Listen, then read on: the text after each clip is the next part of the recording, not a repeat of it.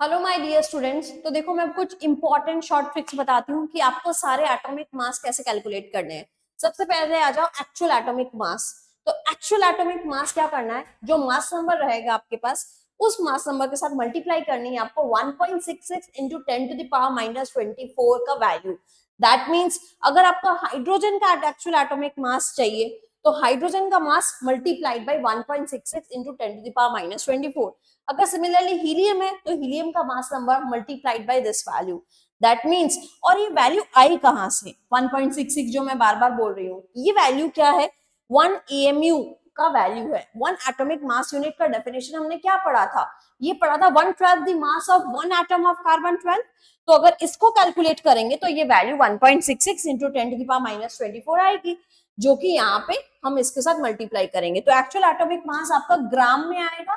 जो mass number है उस मास नंबर के साथ आपको मल्टीप्लाई करनी पड़ेगी दिस वैल्यू।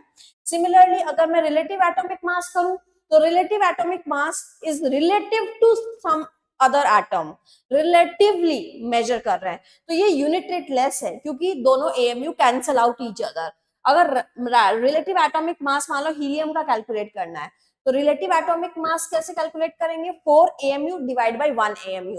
4 क्या है, 4 है मान लो हीलियम है तो हीलियम का 4 AMU in terms of AMU divided by 1 AMU, तो एएमयू एमयू कट जाएगा, आंसर आएगा 4।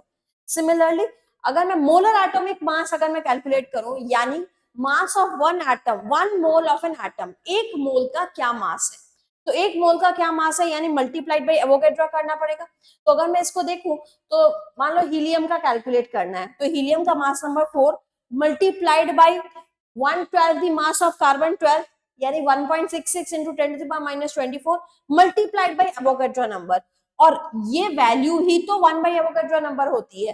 तो दोनों एवोगैड्रो नंबर को अगर कट कर देंगे तो आंसर क्या आएगा, 4 ग्राम्स। तो this is molar atomic mass, यानी mass of 1 mole of in of atom in grams, तो ये ग्राम्स में मेजर होगी, ग्राम पर मोल में। तो फाइनली हम देख लेते हैं, अगर फास्फोरस है तो फास्फोरस का मास नंबर 31, तो उसे एक्चुअल एटॉमिक मास कैसे कैलकुलेट करनी है, रिलेटिव कैसे करनी है, मोलर कैसे करनी है। Actual atomic mass 31 multiplied by this value 1 by Avogadro number, that is 1.66 into 10⁻⁻24। Relative atomic मास क्या है, नो यूनिट, सिर्फ उसका मास नंबर ही उसका रिलेटिव एटॉमिक मास बनेगा।